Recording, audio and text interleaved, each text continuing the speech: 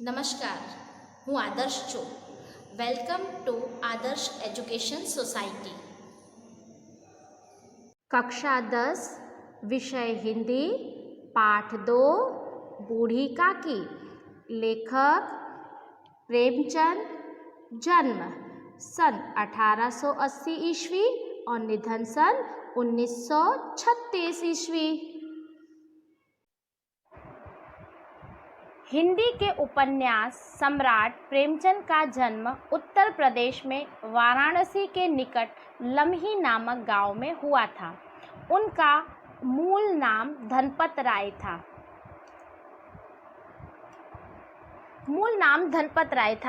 परंतु प्रेमचंद जी है मुंशी प्रेमचंद जी के नाम से ज़्यादा प्रसिद्ध हुए, उन्हें प्रसिद्धि प्राप्त मिली, परंतु उनका सही नाम तो धनपत राय ही था. शिक्षा काल में ही उन्होंने अंग्रेजी के साथ उर्दू का भी अध्ययन किया. शिक्षा काल अर्थात जब वह पढ़ते थे तब उन्होंने अंग्रेजी में और उर्दू में दोनों में अध्ययन कार्य किया, अर्थात उन्होंने पढ़ाई की है. प्रारंभ में वे कुछ वर्षों तक स्कूल में रहे. बाद में शिक्षा विभाग में सब डिप्टी इंस्पेक्टर रहे. स्वाधीनता आंदोलन में भाग लेने के कारण उन्होंने नौकरी छोड़ दी और वे स्वतंत्र लेखन की ओर मुड़े. स्वाधीनता आंदोलन अर्थात जब हमारा भारत देश अंग्रेजों का गुलाम था, ऐसे में जब गांधी जी ने आंदोलन छेड़ा, उस आंदोलन में हर एक व्यक्ति अपनी भागीदारी देना चाहता था, अपना योगदान देना चाहता था. ऐसे में प्रेमचंद जी ने भी अपनी नौकरी से त्याग पत्र दे दिया और वह भी आंदोलन की तरफ मुड़े और स्वतंत्र लेखन की तरफ मुड़े. स्वतंत्र लेखन मतलब अपने विचारों को खुले दिल से, स्वतंत्र लेखन यानी अभी तक वह सरकारी नौकरी करते थे तो उन्हें एक दायरे में रहकर कार्य करना पड़ता था, परंतु उन्होंने नौकरी छोड़ दी और अपने स्वतंत्र लेखन का अर्थात अपने विचारों को अपने तरीके से अभिव्यक्त कर सके, यह कार्य उन्होंने शुरू किया. वे हिंदी ही नहीं बल्कि समग्र भारतीय साहित्य के महान व्यक्तित्व हैं.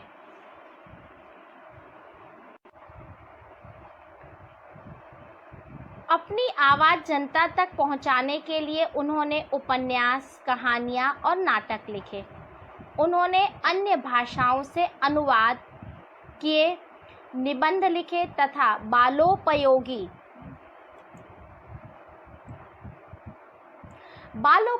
अर्थात बालकों के लिए उपयोगी साहित्य की रचना की. गबन, वरदान, प्रतिज्ञा, सेवा सदन, प्रेमाश्रम, रंगभूमि, कर्मभूमि, निर्मला, कायाकल्प, गोदान, मंगलसूत्र अपूर्ण उनके उपन्यास हैं. मंगलसूत्र अपूर्ण उपन्यास ऐसा इसलिए लिखा गया है कि जब प्रेमचंद जी ने मंगलसूत्र उपन्यास लिखने की शुरुआत की, यह उपन्यास अधूरा ही रह गया. क्योंकि उनकी मृत्यु हो गई, इसलिए इसमें अपूर्ण लिखा गया है.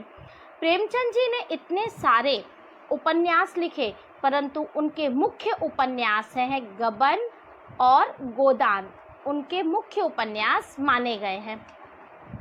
मानसरोवर 8 भाग में उनकी लगभग 300 कहानियां संग्रहित हैं.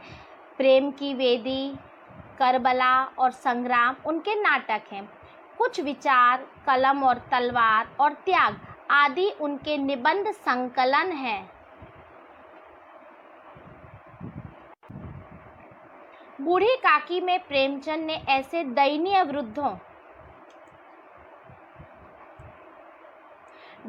वृद्धों मतलब दुखदायी वृद्धों की, बूढ़ों की अवस्था यानी दशा की ओर यानी तरफ हमारा ध्यान खींचा है. ध्यान खींचना अर्थात आकर्षित करना. जिन्हें उपेक्षा यानी तिरस्कार मिलती है और जो जीवन के हर क्षण का आनंद पूर्वक उपभोग करना चाहते हैं. यह मूल कहानी का संक्षिप्त रूप है. बूढ़ी काकी में प्रेमचंद जी ने दयनीय वृद्धों अर्थात दुखी बूढ़ों की अवस्था यानी दशा के बारे में हमारा ध्यान खींचा है कि समाज में उनकी स्थिति कितनी दुखदाई है, उन्हें कितनी उपेक्षा मिलती है, लोगों का तिरस्कार मिलता है। वह बूढ़े अपनी ज़िंदगी को बहुत ही आनंदपूर्वक जीना चाहते हैं, उसका एक एक पल का वह उपयोग करना चाहते हैं, परंतु हमारा समाज उसकी इन्हें इजाज़त नहीं देता है।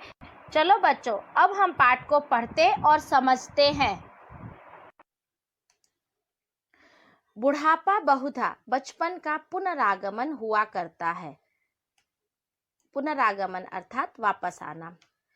बूढ़ी काकी में जीभ के स्वाद के सिवा और ना कोई चेष्टा शेष थी और ना अपने कष्टों की ओर आकर्षित करने का रोने के अतिरिक्त अर्थात अलावा कोई दूसरा सहारा ही। समस्त इंद्रियां और हाथ पैर जवाब दे चुके थे। जमीन पर पड़ी रहती और घर वाले कोई बात उनकी इच्छा के प्रतिकूल अर्थात विरुद्ध करते, भोजन का समय टल जाता अर्थात बीत जाता या उसकी मात्रा कम होती अथवा बाजार से कोई वस्तु आती और ना मिलती तो वे रोने लगती थी। उनका रोना सिसकना साधारण रोना ना था, वे गला फाड़ फाड़ कर रोती थी अर्थात जोर जोर से रोती थी। यहाँ पर मुंशी प्रेमचंद जी ने वृद्धावस्था के बारे में बताया है कि वृद्धावस्था बचपन का ही एक रूप होता है। बुढ़ापे में सभी इच्छाओं का दमन हो जाता है, परंतु वह स्वाद रूपी इच्छाओं का दमन नहीं कर पाता। यहाँ पर बूढ़ी काकी स्वाद रूपी इच्छा का दमन नहीं कर पाई। अब मात्र उनकी एक खाने की जो इच्छा थी, इसके अलावा उनकी कोई भी इच्छा शेष अर्थात बाकी नहीं थी। और दूसरी, अपने कष्टों का, अपनी मुश्किलों का वह ध्यान दूसरों की ओर आकर्षित करने की बजाय अपनी ओर आकर्षित करना चाहती थी, इसलिए वह जोर जोर से रोती थी। इसके अलावा उनके पास कोई भी दूसरा उपाय नहीं था। क्यों? क्योंकि उनके शरीर, समस्त इंद्रियां उनके शरीर है, हाथ पैर है, वो जवाब दे चुका था अर्थात शिथिल पड़ गया था। वह चल नहीं सकती थी, बैठ नहीं सकती थी, जब चलती थी तो वह किसी का सहारा लेती थी। अब जब भी उनकी इच्छा के विरुद्ध यदि कोई कार्य उनके प्रतिकूल इच्छा के विरुद्ध होता था या उन्हें समय पर भोजन नहीं मिलता था, यदि घर में कोई नई चीज आई और जल्दी से उन्हें ना दी गई तो वो क्या करती थी, जोर जोर से रोने लगती थी। अब रोती कैसे थी? एक व्यक्ति जब रोता है तो वह साधारण रुदन होता है, परंतु बूढ़ी काकी तो इतनी जोर जोर से रोती थी कि मानो उन्हें कुछ हो गया हो।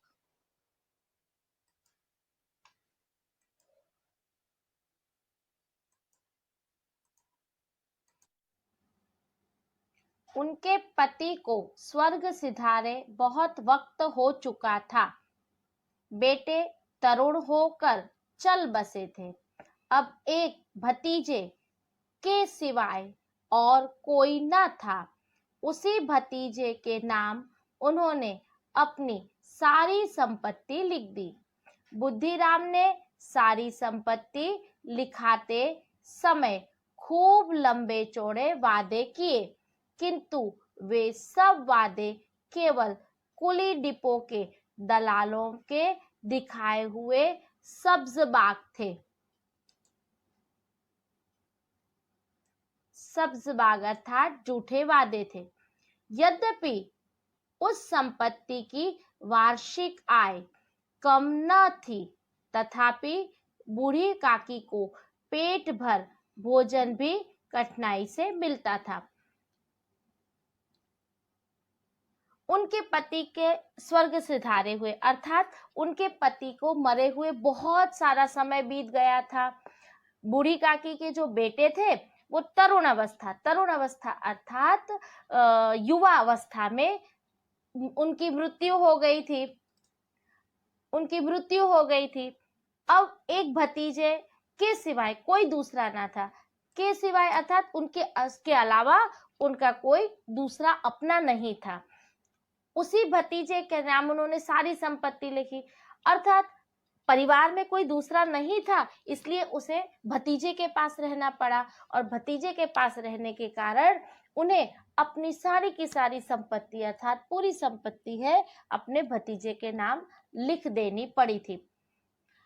बुद्धिराम ने क्या किया, जब सारी संपत्ति काकी के पास थी तब वह काकी को बहुत अच्छे से रखता था और उनके साथ अच्छी अच्छी बातें करता था, उनको वायदे देता था कि काकी यदि तुम सारी संपत्ति मेरे नाम कर दोगी ना तो मैं तुम्हें खूब अच्छे से रखूंगा, तुम्हारी देखभाल करूंगा। ये सब वह बात काकी से कहता था।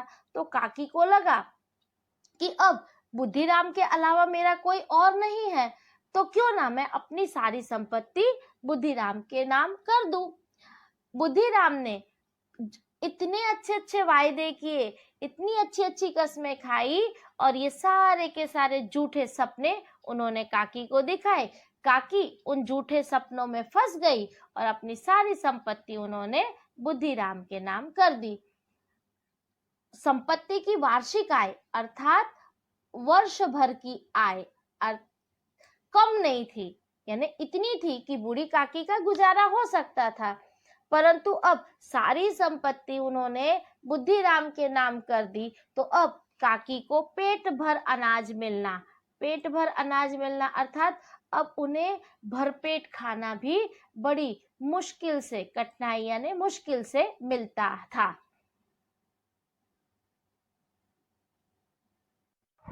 बच्चों, आगे के लेसन को हम पार्ट 2 में देखेंगे। Thank you for joining us.